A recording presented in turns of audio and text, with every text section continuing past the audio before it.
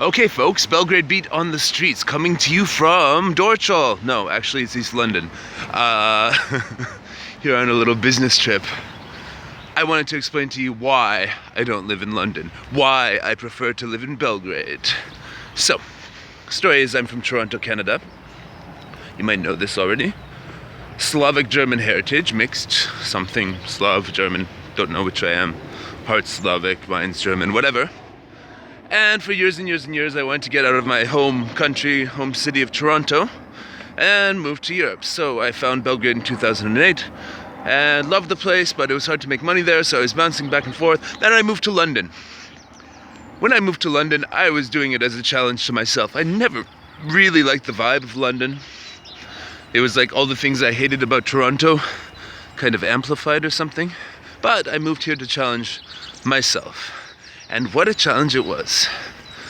In 1 year, I changed a lot of things. I worked harder than ever before and had lots of experiences to show for it. But then when I moved to Belgrade after that, I was much happier. Why? Because life here is a fucking grind.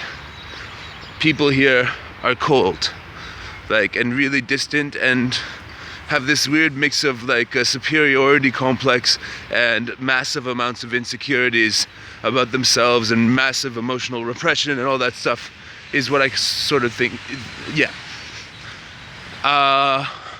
This place is fucking expensive as hell. And the city's just way too big and overpopulated. I'm in a park right now over here in East London, Mile End Park. But in general, it's just way too many people, way too many different types of, different types of lifestyles that there's no unifying thing throughout the culture. The Britishness, you could just hang out with British people, but then you're not really seeing the whole thing because most of this country, this city at least, is full of all sorts of different types in the world that do their best to avoid each other.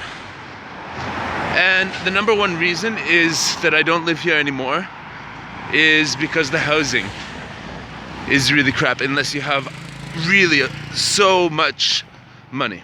So, I timed this pretty well. I'm walking by the place where I used to live. We're in East London, basically the slums. And I used to live in this building here. The entrance to the building was over here. Still is, I guess. And you just sort of was walking this way every day into this sort of place here, and just did not make me happy. It was stressful. Something about this city just stresses me out. Same with Toronto, but it's different here. It's more intense. Here there's more joy, more stress. Toronto was just sort of And Belgrade for me is still, after all these years, a place where I wake up happy to be where I am. I walk into the store and a lot of the time me and the people working in the stores have sincere jokes and smiles and good vibes. Can't fucking imagine that here. Because everybody here is on the hustle, so, for lack of a better term, brainwashed.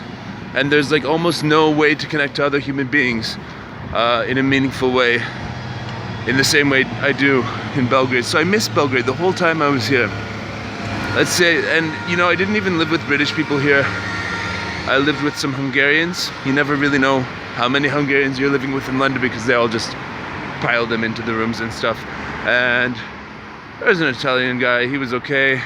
And then there was this Polish girl, and we were living in the same apartment, separate rooms. And then on the last night when we were living together, when I was moving to Belgrade, she was moving to Poland, we kind of hooked up. And that was the only sex that I had in the entire year I lived in London, because the hustle of the city, the way it stressed me out, the types of women who are here just did not put me in the sort of mood that Belgrade women do. I'll admit it, I'm sort of into Slavic women. Really into Slavic women. and I think they're the best, you know. They act like women, they dress like women, they have this femininity that is just so. Anyways, but I found that really hard to sort of find here, that my type of girl, the sort of feminine, slightly eccentric and weird, funny girl that I sort of, that's my type.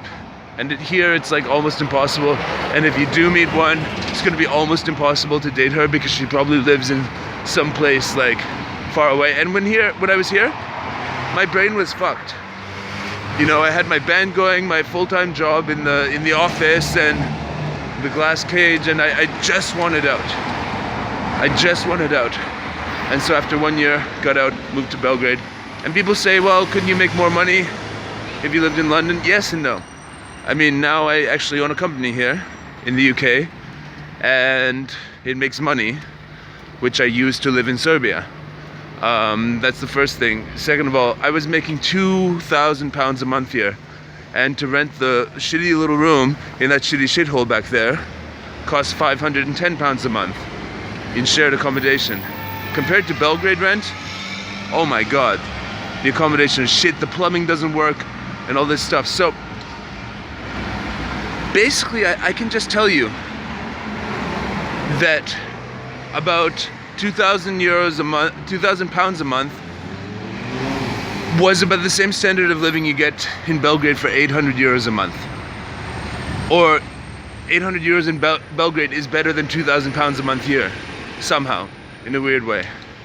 And the food is better, the people are nicer, the city's more safe in Belgrade. London's not safe. And basically everything about my life in Belgrade is better, except for the fact that I don't even try to make money on the local economy. I have people over here who send money, you know. So if you can work out a deal like that, where you can work on the internet, get some sort of income for stuff you do online, whether it's consulting, you know, copywriting, or, you know, I'm in the tech business, remote IT stuff, do that. Live in a place like Belgrade where you like the people, have a good standard of living with that money. But I will say this, if you want to change your life and have the reality of competition and a dog-eat-dog environment, and if you want to change your life and reach the next level of you, London is a great place to come and live for a bit. London is the place where I stepped up my game. My whole idea about work, my music and everything really got transformed. And I would say you can come and live here for a period of time to make yourself better, work on yourself, find the grind, and be put through the grinder and become a stronger human being. But life isn't easy here. And when I listen to all these fucking people in Belgrade complain about their fucking lives in Belgrade, I always just tell them, you have no fucking idea. Come and be an immigrant in London, like I was. I mean, I was even like a, you know, native English speaking immigrant from Canada, of like some sort of upper middle class background, and still it was hard. Still it was hard. Still the living conditions were appalling. Still I went into debt while I was trying to find a job, trying to find stable income, and well, yeah.